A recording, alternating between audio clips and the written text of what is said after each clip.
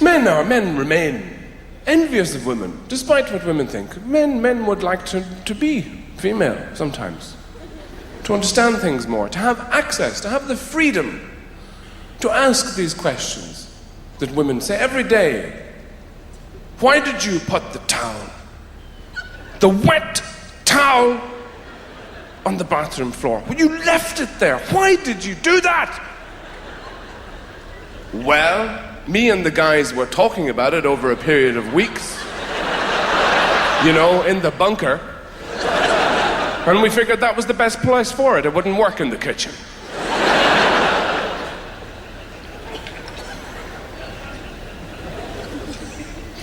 The questions that everybody asks now are the questions that everybody has always asked about each other. You know, you still hear all this stuff, what do women want? As though it's really mysterious, as though it's a big deal.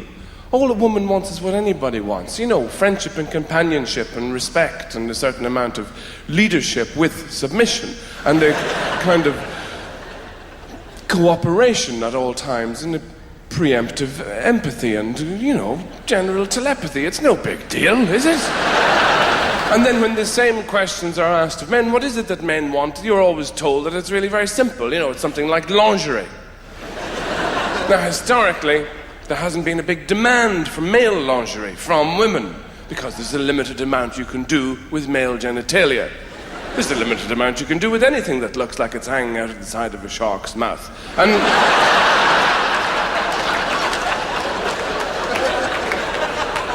it doesn't really matter if you put a velvet gown around it, it's not going to do the trick.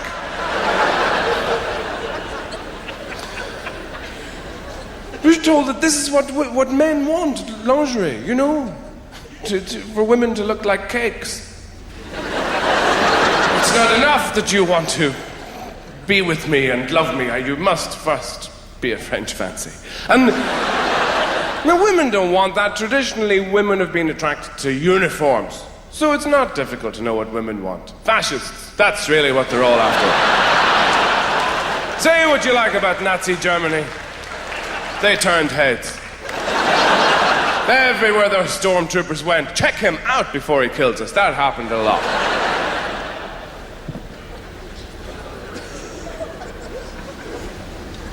But sometimes I think it passes through the mind of heterosexual people that it might be easier to be gay. Because obviously, you know, there's apparently less responsibilities outside yourself. That's how it would appear sometimes. And also, you know, if you're straight and you're pissed off or stressed out, what do you do, really? You know, you have an extra piece of cake or a couple of drinks you shouldn't really have. If you're gay, you can go to a toilet and fuck a stranger.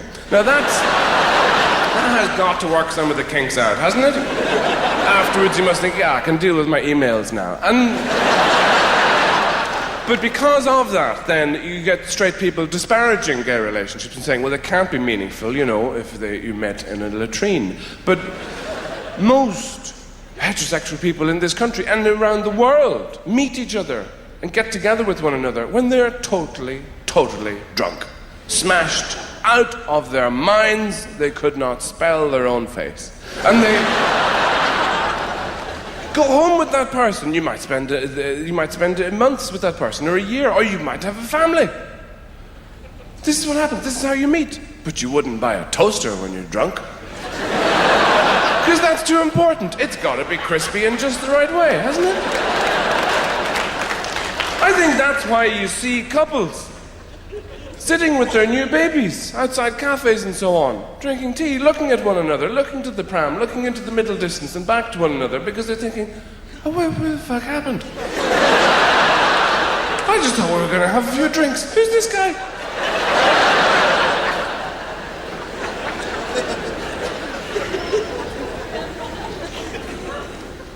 And love is incredibly mysterious, as you know.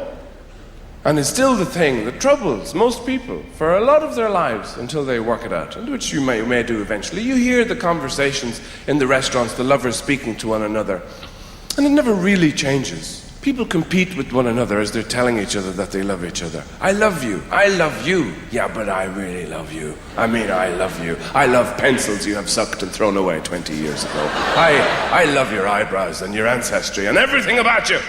Just eat your food and let me love you. Don't speak.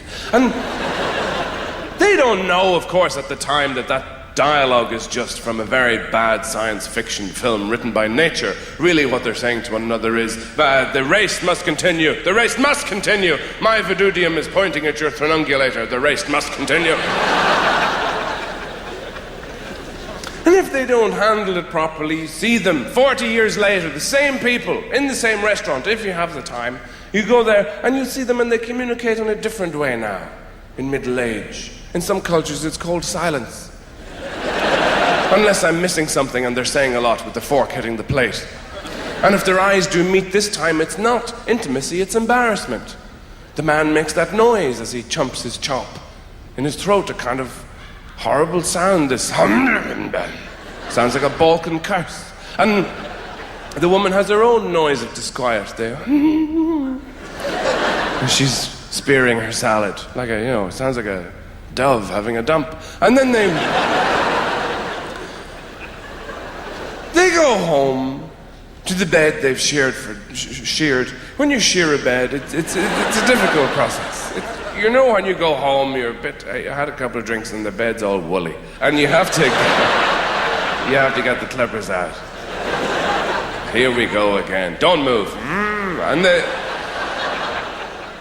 And when they've sheared the bed, they share it, and they get in, and they have real intimacy, which it takes years to achieve. You're not going to get it with somebody you don't know very well. Not that there really is such a thing as casual sex. What is that?